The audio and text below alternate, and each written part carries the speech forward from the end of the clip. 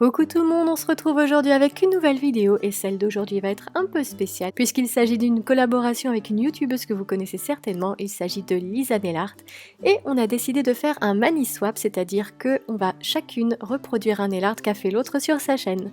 Et moi j'ai choisi un nail art tout kawaii qu'elle avait fait et qui m'avait beaucoup plu. Alors je vous préviens, j'ai carrément suivi le tuto qu'elle a fait, c'était un peu le but. Donc sur mes ongles j'ai appliqué ma base de Kiko et ensuite j'ai appliqué un joli vernis lilas de Essie qui s'appelle Full Steam Ahead et qui est très joli. Donc je l'ai appliqué en 2 couches puis j'ai attendu que ça sèche. Ensuite, comme on va travailler à l'éponge, j'ai appliqué sur le pourtour de mes ongles du latex liquide pour éviter de me salir en faisant mon dégradé. J'ai attendu que ça sèche et ensuite j'ai pris une éponge à dégrader et j'y ai appliqué de vernis. Donc le vernis lilas que j'ai appliqué sur mes ongles, donc j'ai fait un point au milieu de mon éponge et tout autour, donc en faisant un rond, j'ai appliqué un vernis violet foncé de Kiko. Ensuite j'ai tapoté sur mes ongles comme pour faire un dégradé, la seule différence c'est que là le dégradé part du milieu jusqu'au bord des ongles. Et j'ai réitéré l'opération jusqu'à obtenir une couvrance satisfaisante.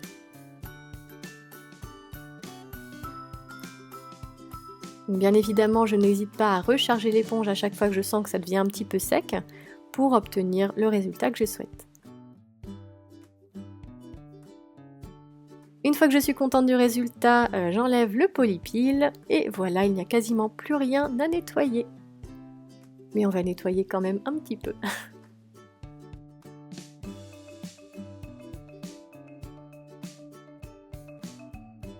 Et voilà, j'ai mon dégradé. Ensuite, on va y appliquer des petites particules holographiques qui vont donner du peps et de la brillance à tout ça. On va utiliser le Fairy Dust de China Glaze qui est un top coat que je vénère, je l'adore et vous le savez.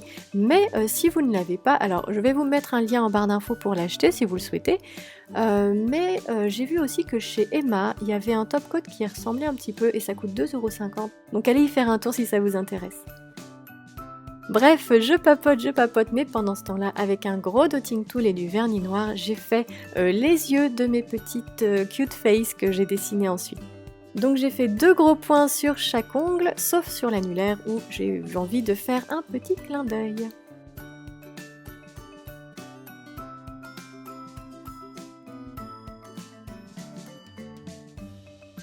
Ensuite, avec un pinceau, j'ai dessiné les petites bouches en faisant des genres de 3. Et j'ai dessiné également les petites mains.